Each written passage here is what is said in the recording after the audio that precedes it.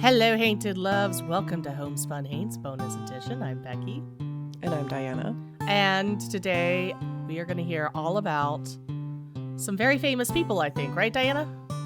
Very famous. Like, so famous. This is the story of the Battle of Blythe Manor. I'm sure there are certain people who are like, oh yeah, I know all about the Battle of Blythe Manor, and I'm sure there are certain people who won't even know one of these names that we're talking about. But you let us know where you fall on the spectrum, and if you want to know more, you're going to have to research it yourself, because I read about this in just a few hours, and this is what I gleaned. Okay. So back up. Blythe Manor, is that a place? Blythe Manor is a place, actually. It's a place in London that is currently George's Cafe. But before it was George's Cafe, it was the headquarters of the Hermetic Order of the Golden Dawn. Oh, okay. This suddenly got very interesting. Right? Golden Dung? Oh, no. Golden Becky, no. Dong? No, Becky, no. Definitely not. Dong like a ding dong or like a schlong dong? Neither, Becky, no. Golden Just what? no. Don't No. spell it. Smack. D-A-W-N. Oh, Dawn! Yes. Dawn isn't golden, it's the pink. sensible, It's the rosy. sensible word in this, Dawn. in this phrase. I've heard this before, and I've always been wondering, like, why would there be an Order of the Golden Dong? The Society of the Golden Dawn was founded in London in 1888, but some groups today still claim that they have a magical lineage from this society, including a far-right nationalist group from Greece that may or may not want to be called Nazis. It's hard to say. So this went all sorts of different ways after this society kind of disbanded, but it continues on in its various iterations. But back in 1900, there was an epic smackdown that occurred at this location. Are they using dongs? And here's what happened between two dongs. It was a dong fight. They crossed swords at Blythe Manor. Ooh. So here's what happened. Yes, please do tell. We really need to go deep later, not today. We need to go deep into the women of the Hermetic Order of the Golden Dawn, because Go deep they into were the women.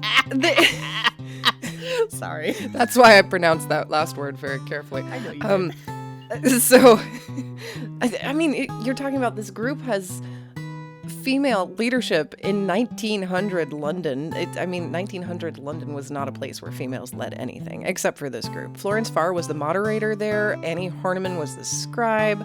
Moyna Bergson Mathers and Maud Gonne were major figures of the Hermetic Order of the Golden Dawn, and I have a book that I'm waiting for from the public library to read all about them, but it's taking a little while because apparently the previous checker outer really is really interested in knowing every single detail. Come on, I've been waiting for a month. It's probably lost. It's probably lost, I would guess. Yeah, they're just embarrassed to say it. Anyway, Maud Gonne was the object of obsession of a certain person you might know named W.B. Yeats. Oh, the Irishman. Well, at the time, I think he thought of himself as a Londoner. He was living in London. This is between his Irish youth and his Irish olderness. Oh, okay. So in between, he was a Londoner. And he got so involved into the Hermetic Society of the Golden Dawn that he actually kind of ended up sort of running it for a while there in 1900. They didn't tell me that on the Yeats tour in Ireland. Yeah, I know. All the things you don't know about Yeats, right? He did, in fact, kind of run this order around the turn of the century. Another major figure, I mean, Yeats, there are so many little jabs at Yeats. Like, he was so gone on Maud Gonne. He thought she was like the pinnacle of virtue, and he was going to be her chaste magical partner. And yeah, I know apparently he was a virgin until he was in his 30s. I don't know if that's true. Yeats, come to us through the Ouija board. Let us know. But get the pendulum out. Yeats, if you want to speak up in defense of your virtue, now is the time. Okay, I just happen to have a pendulum here. And just happened to, oh, hey, I just happened to have this pendulum. Okay, Yeats. Yeats, come to me, Yeats. Yeats. I'm the Irish one. I really should be doing this. Do you have a pendulum right now, Andy? I do. It's way over there, though. Okay, well, mine's within reaching distance without getting up. Okay. Smart. Yates. I'm kind of Irish. Yates. Kind of? Scottish. In that you tried to make beer in the closet when you were... That was last episode. Okay, Yates. W.B. Yeats, whatever that stands for. William Butler. William Butler I Yeats. do know that. I don't know. I don't read literature. William Butler Yeats, please come to us. Were you indeed a virgin until you were 30? Was the 30-year-old virgin based on you? Oh. He's telling me no. He's saying no. Of course he's saying no. Unequivocally no. Whoa, it's going hard. It's going hard. You heard it from the ghosts, guys. This was a rumor.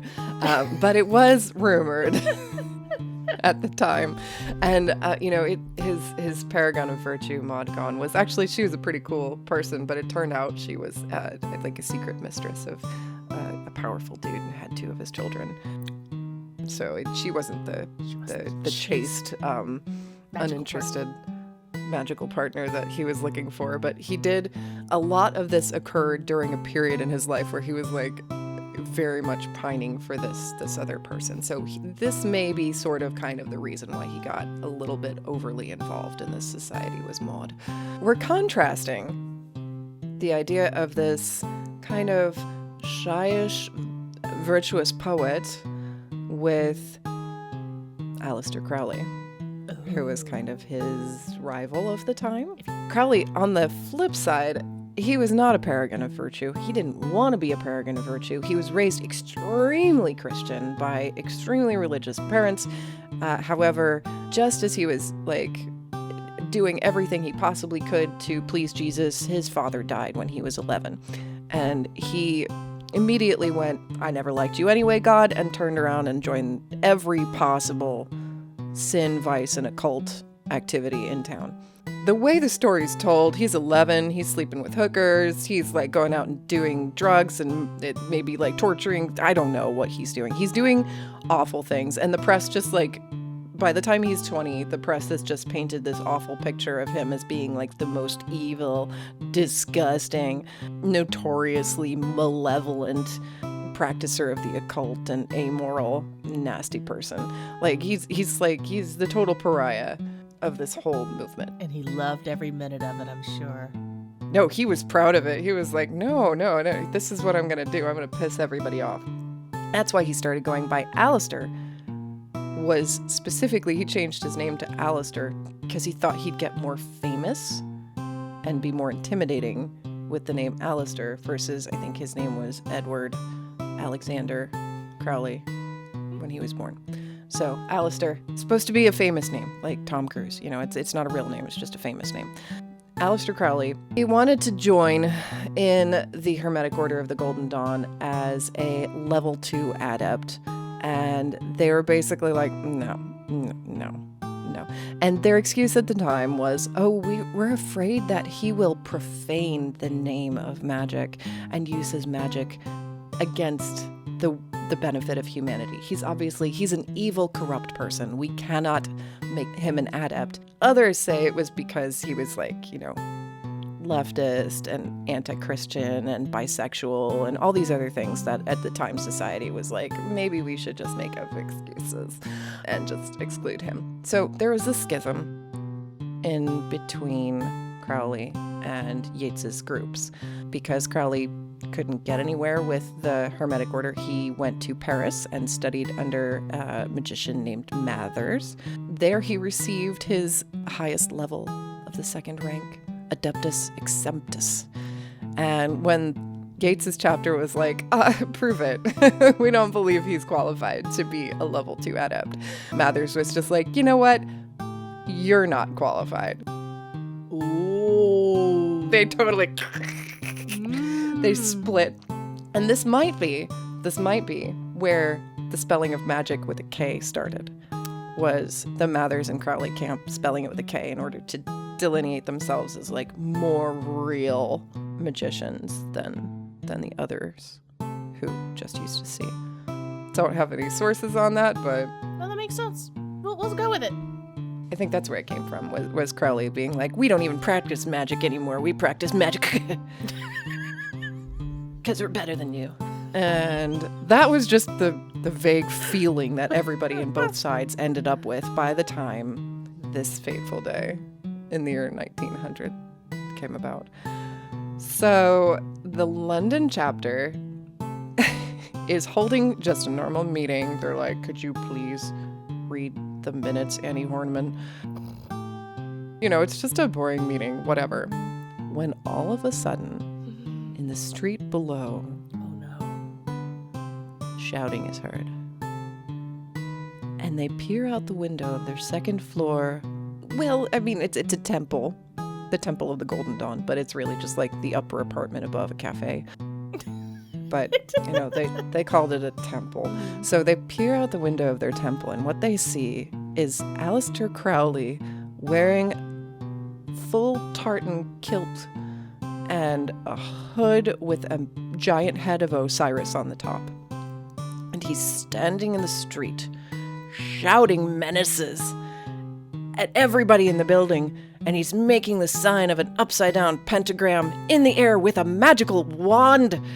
And he's shouting spells, and they defend themselves with spells. And there's an attack, and he comes tromping through the streets, making gestures. He's holding an athame, a dagger. He's holding a knife. So he's armed with a magical wand and athame, and he's making these symbols in the air, and he's shouting these magical curses at the people of the Golden Dawn, and they're shouting back at him as much magic without a K as they can muster.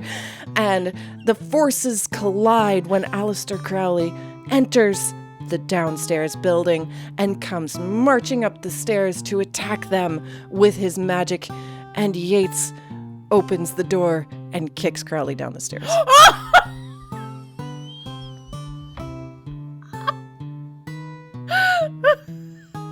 Take that in your K. Whoa. So I'm trying to visualize this. He's dressed in a full Scottish tartan and like kilt and the knee socks with the little feathers on the side and the loafers and the whole... And some kind of a robe with the head of Osiris on the top. Like, what? Why that amalgam? That's like a really weird Celtic Egyptian thing. Osiris is green. Is that why? I think his plan was, when in doubt, freak him out. Like, he was just like, what can I do to make them think that I have more knowledge and more skill and power than they do? I know, I'll mix together all of these strange symbols that they've never thought to mix together before, and maybe they'll be freaked out. Or maybe he really did have a very specific logic. Either way, that was not brought up later in the lawsuit which resulted from this attack, of course, because it just makes sense to sue somebody who attacks you at your place of business and worship. And so they went to court, and the London chapter of the Hermetic Order of the Golden Dawn won the court case because they were paying rent. It was their space, and he was trespassing. Exactly. Yep, that's all it took. Didn't require anybody to be a really good magician. Just whoever was actually paying rent was the proper. Did he countersue for being attacked? I mean, was the staircase part of their unit, or was that public property? Ooh, I do not know. I do not know if he probably did. I mean, it was supposed to be a pretty intense legal battle. See, Americans aren't the only ones that sue. Where do you think we got it from? After this battle, there was I think he was a Dawn member, named Elman, who wrote a book about this called The Battle of Blythe Road. So is Blythe Manor on Blythe Road? I think so. Okay. Yeah. Maybe I'm misquoting when I say manor, Becky. I'm not sure. I mean, are you thinking of Bly Manor, like that Netflix series? Yeah, it might be. Okay. It might be just the Battle of Blythe Road. So Okay. let's change this. It's the Battle of Blythe Okay, Road. just forget everything you heard with the word manor. Go back in your Everything. brain and Just forget everything. put None road of this in is there. worth your brain space, trust me. Oh, I think this is fascinating. I can't wait to see a photo of Crowley in his kilt and Osiris hoodie. This sounds pretty amazing. funny. Have you seen It's photos? pretty- Are there photos? Yes, I've seen images that Oh. that definitely indicate that this guy was definitely thinking when in doubt, freak him out, because he's intense. He's got those eyes, those Aleister Crowley eyes. Okay. So after the battle, the war did not end. Crowley still relocated to London from Paris. He still went about London attempting to recruit people to his side, and the whole while W.B. Yeats is valiantly fighting him with magic as best he possibly can without a K. So he put spells that were supposed to exorcise the evil from Crowley and cause him to be harmless. Yeats attempted spells to stop him from recruiting victims throughout London. He also implemented a mystical spell to call a vampire to Crowley's bedside to tear his flesh while he slept so he would not get good sleep. And none of it worked, apparently. No, he was well, as you know by now, he's pretty successful and pretty famous. Yeah. He also burned like every bridge he ever made. As soon as he denounced his own dad and denounced his own name, he was just like, I don't care about anybody. No, the one thing you'll never hear Crowley say is, I had lunch with an old friend. He actually might have killed Mathers, Samuel McGregor Mathers, his patron, Whoa. with a curse. Oh. Because Mathers died mysteriously in 1918. Although influenza was sweeping the continent at the time, it's been suggested that it was probably a curse placed by Crowley himself. I curse you to catch influenza during the epidemic. It's all me. So Moina Bergson Mathers, I think a relation of Mathers? I'm not sure. Same last name. Thought that it was too much astral projection that killed McGregor Mathers. He just did too much astral projecting. Did you see the sparrows? No. Remember that from Sabrina? No, I didn't watch Sabrina. Oh, God, Diana. Man. Yeah, so every time they astral project, the sparrows come to take their souls away because they think they're dead. So they have to be very careful when they astral project in Sabrina. That's why they have cats. Now I understand. Okay. No, I like that. That's good. So yes, just like that, he didn't have a cat. Unfortunately, he had his life force sucked away by sparrows while he was astral projecting, according to Moina. So she went on to found another order, the Alpha et Omega Lodge of the Golden Dawn, which she ran until 1928, and it became the name for a nationalist racist organization in Greece, and Yeats went on to be elected as a senator. Just going to show what can happen when you're a rich white dude who has dabbled in attempted murder, magic, lawsuits, etc. related to the occult. Like, Ireland's like, we choose you. I love it. And yet Crowley is now the name that is used for every demon in every pop culture reference. Yeah, he's evil. He's somebody that nobody likes because he kind of doesn't want to be liked by anybody. So No. easy pickings. He's famous. He got what he wanted. Yep. They both got what they wanted. Oh, yeah. So now if you want to visit the site of the Battle of Blythe Road and the Hermetic Order of the Golden Dawn, you can visit such a site on Blythe Road in London. It is now George's Cafe. You can take goofy photos of yourself dressed in black and holding up a pendulum while normal people who drink coffee stare at you. It's going to be a good time. They don't have like an Instagram set up for you there with like upside down pentagrams and Osiris heads and things. Missing a business opportunity, in my Right? opinion. George's Cafe, get on this. I would pay you for admission. Come I on. mean, Roswell, New Mexico has totally embraced the alien thing. You guys should get on this. Tourism. Get on your necro pants and do the tourist shuffle. Rent in London is really high. Do whatever you can to stay ahead, right? That's how I feel. Okay, goals. When George's Cafe decides that they need new ownership, we're gonna scoop in. So I can't wait to learn more about the women of the Hermetic Order of the Golden Dawn. I really think that this is like a kind of groundbreaking place in the world for women, especially because, you know, the ancient tradition of burning women for practicing magic kind of came from here, from the UK. From England. Yeah. Yeah. Europe. Kind of all over. I mean, I Yeah, know UK from is Europe. not part of Europe. That whole area on that side of the coast. Yeah. Yeah, Okay. so I think it's cool that these women somehow were not burned. You know, this was just very, very short amount of time after that was happening. It's nice. And there are books about Florence Farr and her running of this society when Yeats was too busy being a goddamn senator. Diana, that was amazing.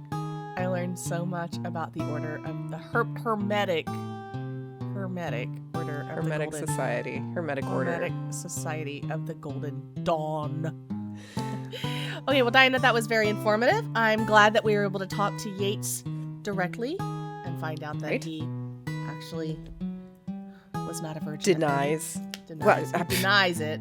He Just because a denies- ghost is talking to you does not mean the ghost is telling the truth, Becky. Don't believe their lies. And I may not have been talking to Yeats at all. I could have been talking to that other haunted doll I have over here. Exactly. She's like, I am not a virgin.